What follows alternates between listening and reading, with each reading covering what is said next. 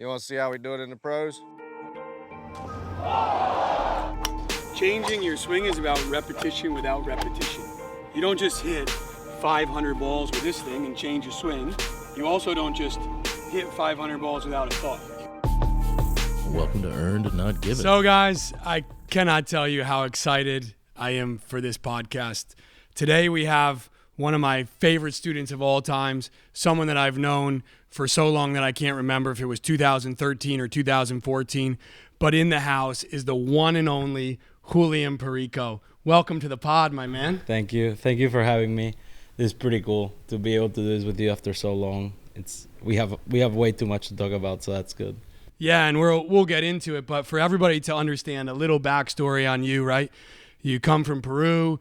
You came over to the U.S. to get better at golf. When you first came, and I had the privilege of knowing you, you asked me a couple of things like, hey, can you get me a club sponsorship? Can you get me into this college? And at the time, I think I was honest enough to say to you, like, you're not good enough. And then something amazing happened. You heard that, and then you said, you know what? I'm going to figure out how to be good enough. And now you just came off playing on the PGA Tour event. Yeah. I mean, we worked very hard. I mean, geez, I wasn't good at all. I was pretty bad at golf, and slowly, like, you helped me believe in myself, and forever grateful for you with that. But like, more than anything, it was like us kind of like really just doing our own thing and not, caring about what other people would say or like look or have an opinion on. Like, we kind of just did things our way, and now we're back doing things our way, and it's going well. I mean, we played in a tour event, and then we came to a couple of realizations, and then we started working in something, and we won last week. So we're trending the right direction. It's just, I try to tell myself it's a matter of when, not how. So yeah, there's no doubt from the moment I first met you to today, the thing that's amazing about you is just your passion, your love for life, your love for people. When people get the privilege of knowing you, they feel like they're a part of your family, and that's the way I've always felt. You're like a son to me, but more importantly than that, you're always pushing me to get better, and that's remarkable. And through this journey, you played obviously junior golf. You were one of the best junior golfers in the country. Then you went on to play collegiate golf at Arkansas.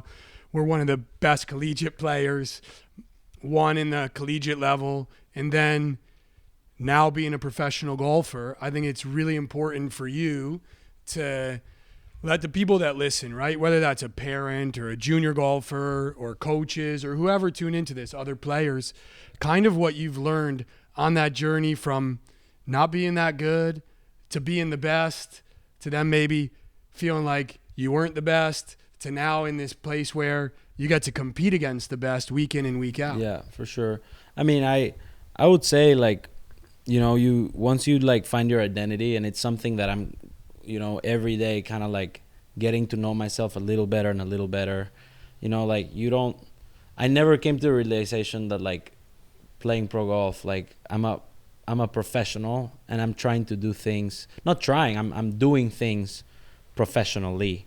I have a determination, I have a purpose, I have like all these things that, like, in junior and college golf kind of like you don't really have, I guess. Like, the word professional kind of like have made me do things professionally, and I'm deliberate with my stuff, and like I have like standards to myself that I hold myself to, where I believe that like it helps me. Like, we have our standard on our sessions. Like, when I speak to my mental trainer Sean Kanagi, like, we have our standards, and we have like procedures to execute things in the professional level. And I mean, I've only been doing this for 7-8 months professionally, but it's for sure great. I mean, I'm taking care of my body, I'm taking care of my mind, I'm taking care of my golf, and which, the mind and the body weren't two big things for me growing up. And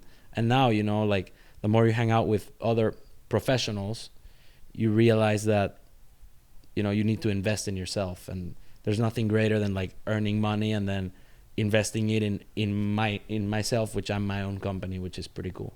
Yeah, and I think that company, if it was traded on the stock market, I would definitely be throwing down some shares on it, because I think your future in this game is extremely bright, and it's because you are professional, as you said. And to be specific on some of those things, right? We just hit some balls, and you're now being extremely professional in the way that you go about hitting shots. You're extremely professional in the way that you're going about your putting. Are there some specific things that you think you're now doing as a pro that if you had done it as a junior golfer, maybe you would have done them, or now because there's this urgency is the wrong term, but there's this reason to do them that you're doing them? Yeah, I mean, and I forgot to mention, right? Like Eric Dietrich also, like, started to work with him, and like I just, you know, I kind of just, I want to be the best I can be. And I mean, I believe that I will be on the PGA Tour soon. And like once it happens, I'll know that, you know, I'll be so satisfied because I put every ounce of myself into it, you know, and like you're like pushing this train with me too. And I just believe that like once you turn pro, at least for me, like I just did things more deliberately. And you know, ironically, like as soon as I turned pro, I went through a lot, like you know, and that honestly like made me grow up and kind of realize what's important in life and what's not. And at the end of the day, like it's my job, but it's also like the game I love to play. Like since those struggles happened and like all the stuff I had to deal with last year, I believe that like I just love golf so much more, because it's also like a place for me to just kind of like zone out also, which is it's a pretty good combo if you're trying to play this game for, you know, for your life. So it's great. For sure. And I think no one loves golf more than you. From the moment I met you, you could practice, you could play, you could be out there just hitting different shots, being creative. Your imagination and your ability to, as you said, kind of not do it the way everyone else does it is 100% why when you become the household name that I know you're going to become, people are going to see you as something that's refreshing to the game of golf. Because I watch you, whether it's at the Latin American Championship or it's at a junior event or it's at a PGA Tour event, the way you interact with people is so authentic. And I think that's what makes you special. Obviously, 188 ball speed makes you special too, but really it's who you are as a person deep down in the core. Yeah. I mean, I talk about it with my mental trainer a lot, Sean. Like, you know, I slowly, like, you start realizing who you are and like who are the people that, you know, are there for you and the people that you need to be there for you. And like we drew like these 3 circles, and you know, these people no, these people yes. And we don't use the word selfish. I have it written down, and like, you know, I go through my notes after my sessions with him, but it's more like I'm just driven, I'm determined, I'm focused on the only things that make me better, you know, like. And it's not being it's being selfish, but we don't use that word. It's more like if I want to say no to something, now I'm capable of doing that. Before, back in the day, like I would just say yes to everything at all the times, and like I would do stuff to make other people happy, which would make me like upset, like, oh, why am I doing this? Why am I putting myself in this position? Why am I going to this dinner? Whereas now, like, I don't want to do something, I'm like, I don't want to do this, and it feels good. And like being able to let go of stuff and kind of like just manifesting your things, using words in your advantage, like the way like we've changed the way I speak, you know, like I started speaking in a very negative way last year before my struggles. Actually, like I was, you know,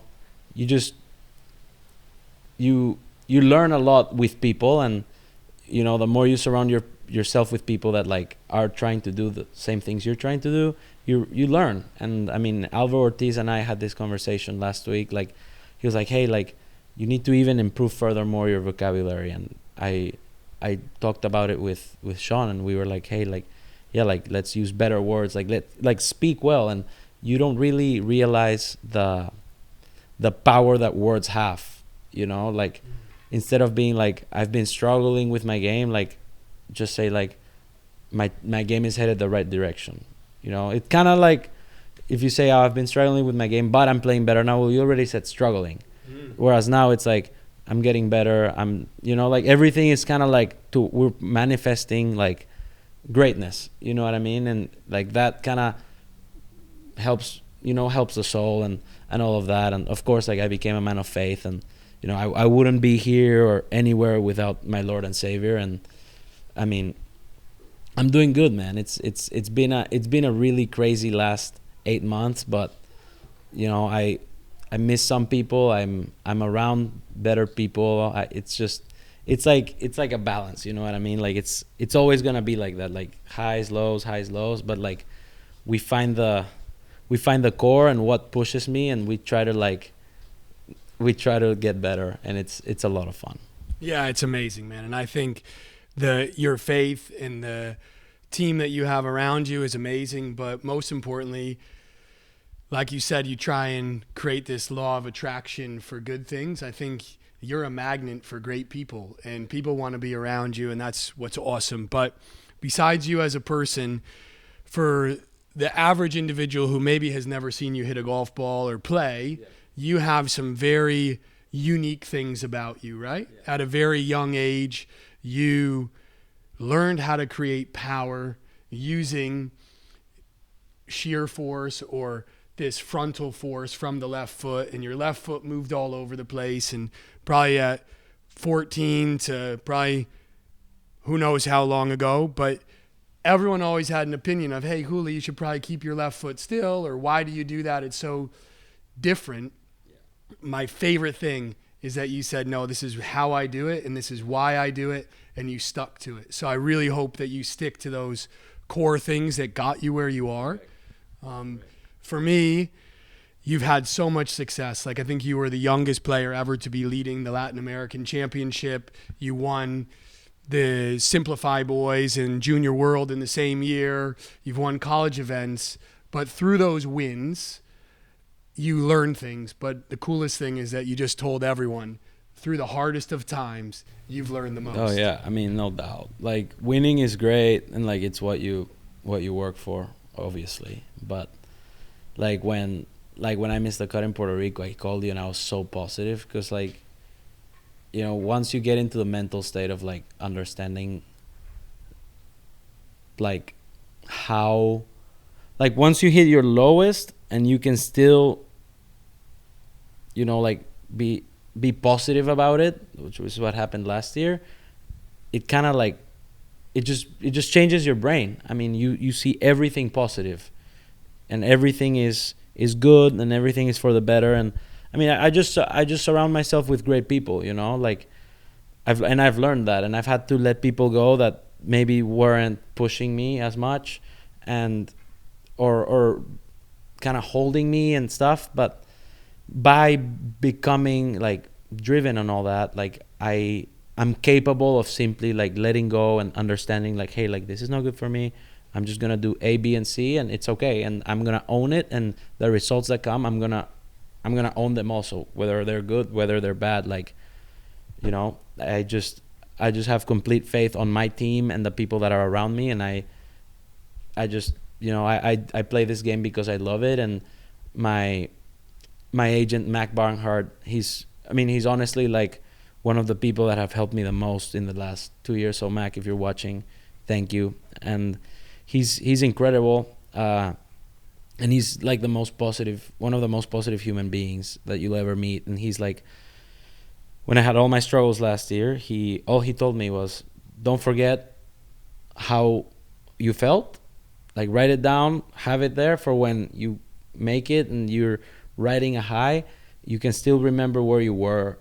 Like, you know, like just keep your feet on the ground, like just, you know, kind of baby steps. And, you know, the biggest thing for me, like, you know, play great golf and eventually have a great family, have a great wife, and above all, like giving glory to God. And honestly, helping people is like, one of my biggest things. Like, I love helping people, whether it's I'm out at the Blessings Golf Club in Arkansas, helping the members to chip or to putt or to whatever. Like, that brings me joy.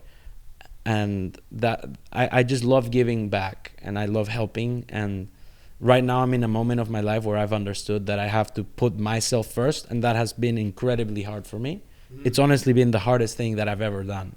But I know that eventually I'll be able to give back to everyone, and it's great. Like, coming here to the academy a couple of days a week, maybe once a month sometimes, but like, just the kids ask questions, and I'm able to, like, kind of give them like a big brother, like, talk. It's cool. And teach them different shots, or like how to play the wind or stuff like that. Like, just giving back is something that has always, been really, it just gives me joy. So Yeah, well, you're definitely an inspiration, and everyone that has the opportunity to get one of those short game lessons or just have one of those conversations with you is so lucky. To get a little bit deeper into your golf and to let people really understand, and you to explain what that identity is and what makes you such a good player. Like, when you look at your golf, there's certain commonalities between you and some of the best in the world, and then there's some things that you do unique. And what do you think that's allowed you to make your dream a reality of becoming a professional golfer? What are those skills or attributes that you possess? honestly, I realized this after missing the cut in Puerto Rico. Like, although I didn't play incredible, I owned it, and I think that's what makes me great. I own it. Like, I own my move, I own my ball flight, I own my putting now with Eric. It's been incredible. Like, shout out to Eric. Like, it's been impeccable, and I own it. I own my results. I just own my wins and my defeats equally. And I always refer back to this song from one of my favorite artists. His name is Eladio Carrion, and he says in one of his songs, like, my team is so good that even when we lose, we win. And like, I listen to that song every day, and it's kind of like I can resonate with this song. I can relate with this song, because even when we fail or not accomplish our performance goals, we are still winning. We're still going forward. We never go 2 steps backward. No, like, I'm not gonna do that. Like, if I fall 2 steps back, I know that you, Sean, Mac, Eric, Justin, like, everyone's gonna make me take 3 steps forward, and that's why I think that we're gonna do great. And I know we're gonna do great. It's just a matter of time. Yeah, well, back in the old office, we had many conversations with tiers and conversations about where maybe you didn't understand that at the time, and the result really was your identity when you were younger. And now to hear that, it's amazing. So when people want to know more about you, what are the goals? Like, I know sometimes some of those goals you keep close to your chest, but if you could share with people what you hope to do. Obviously, you hope to inspire people and you hope to give back, but as a professional golfer, what are some of those goals and dreams? Win the Masters, probably. That's one that I've always, like, thought that would be the one. Can we talk about it? Like, Yeah, without yeah. telling you other Yeah. goals, but Yeah, like, yeah. you've been there, Yeah. I've been there. Yeah. Augusta's coming up in a couple weeks. Yeah. Let's talk about Augusta. just- What's your favorite thing about Augusta National?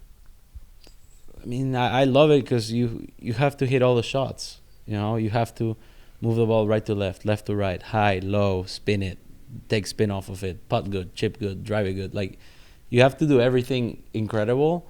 And I've always heard from, like, older guys that a friend of mine is a member there, and he was like, hey, that golf course is perfect for you. And then it's just kind of like, I've just had a thing for it.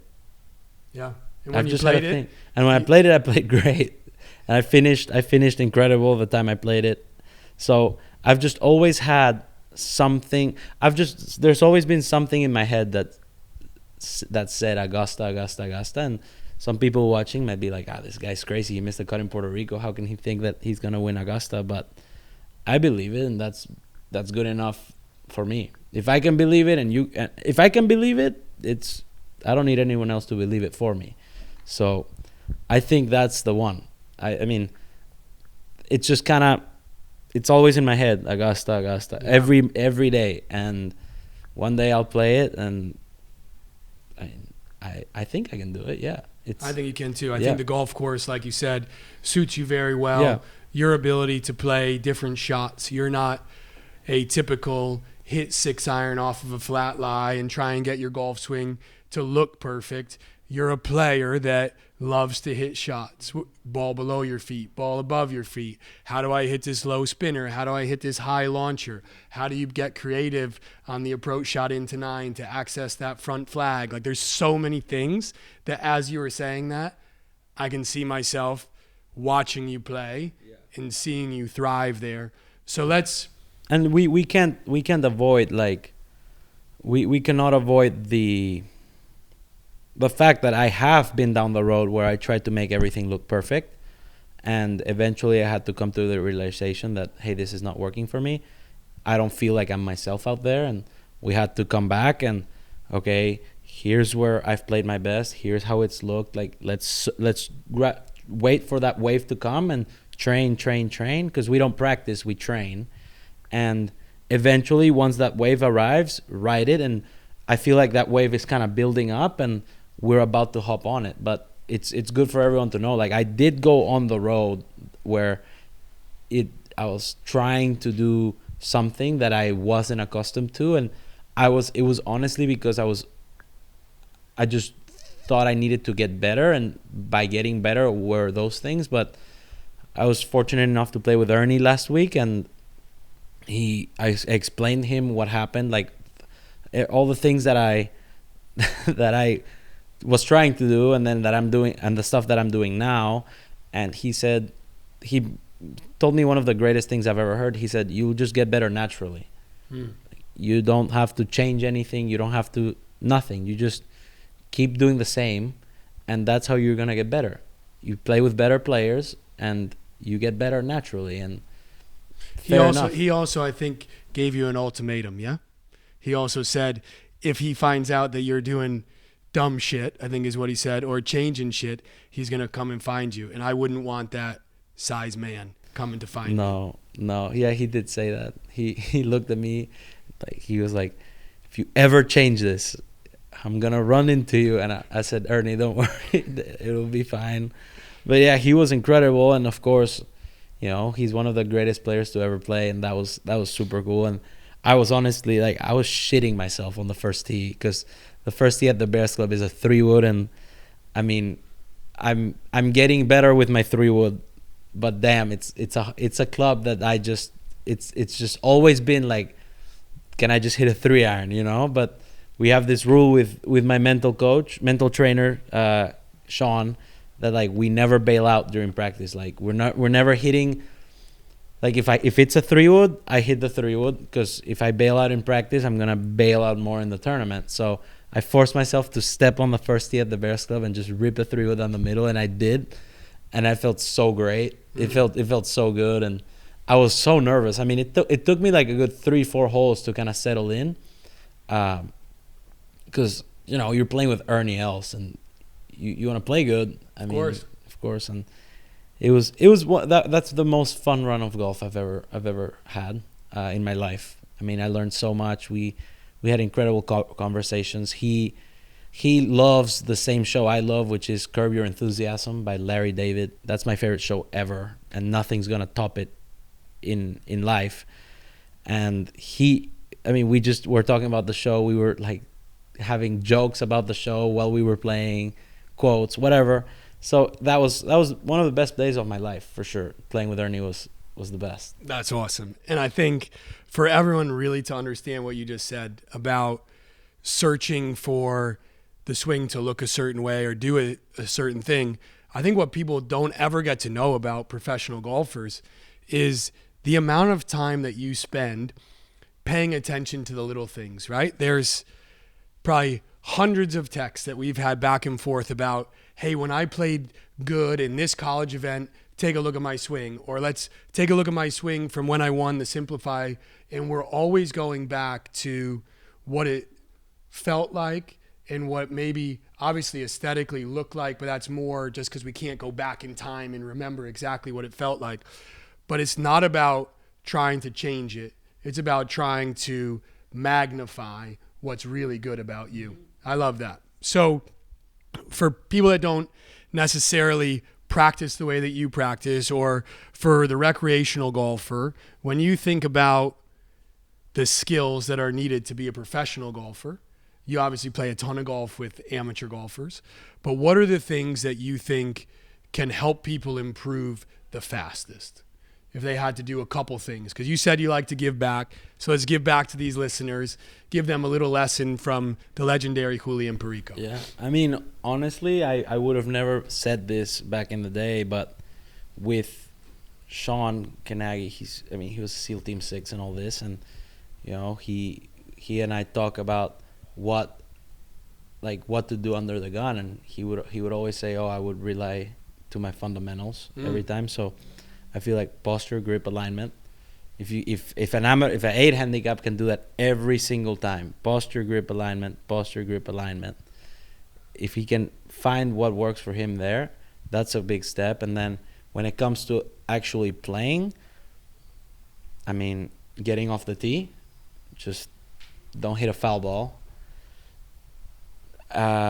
Chipping, they use the 60-degree way too much because they try to hit the high nipper every time, and they try to hit the low nipper and all this stuff, all this crazy stuff that like literally when they hit when their ball spins, they almost bladed it, and they always end up 10 feet past the hole, and it's just a semi-blade that spun and they got lucky. But they don't play it.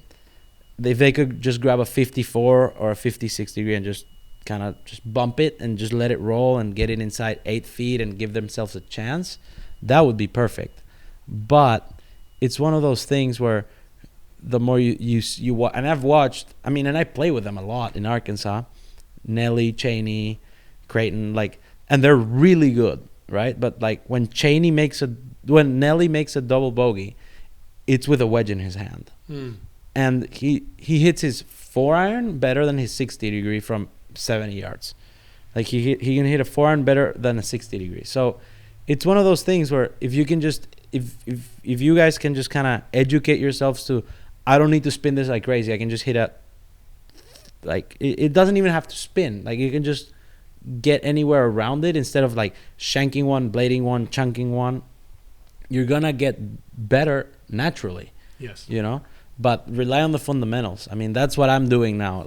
Every single time I hit a golf ball, routine and grip, routine and grip, and little by little we're getting there. But fundamentals we're are getting key. more than there. Today you put on an absolute stripe show out here. It was ridiculous. The dispersion was no wider than 3.5 yards with any club, and your ability to repeat your golf swing is what's amazing. And when people watch it, maybe they go, wow, how can you say that's repeatable? But it's because of the constant effective practice that you do. And I think that's getting better and better over time. You obviously love to play. You love to play with great players. Playing with Ernie Els is pretty sick.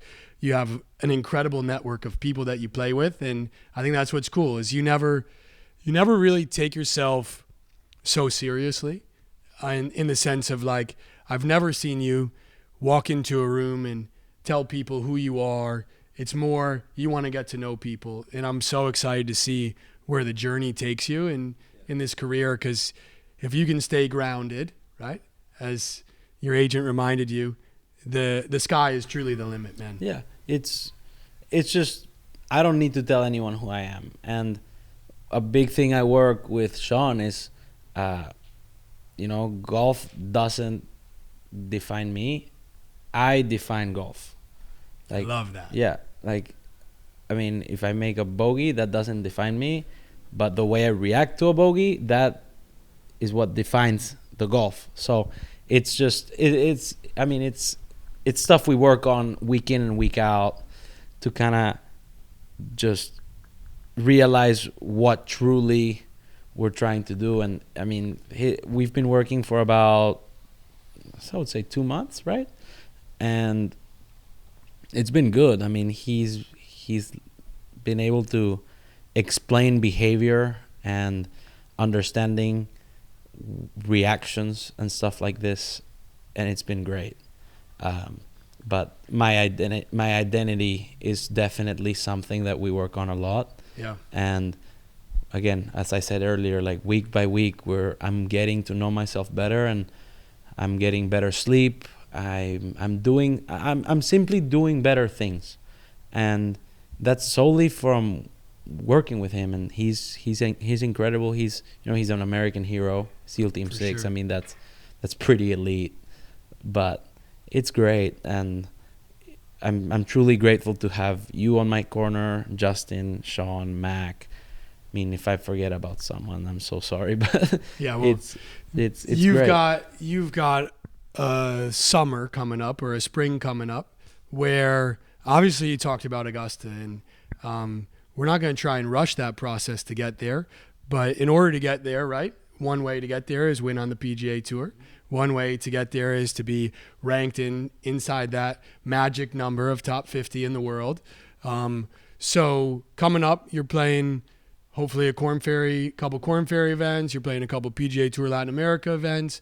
But just kind of what is the schedule looking like for you to continue to grow and evolve? So one day you're there eating those pimento cheese sandwiches. Yeah.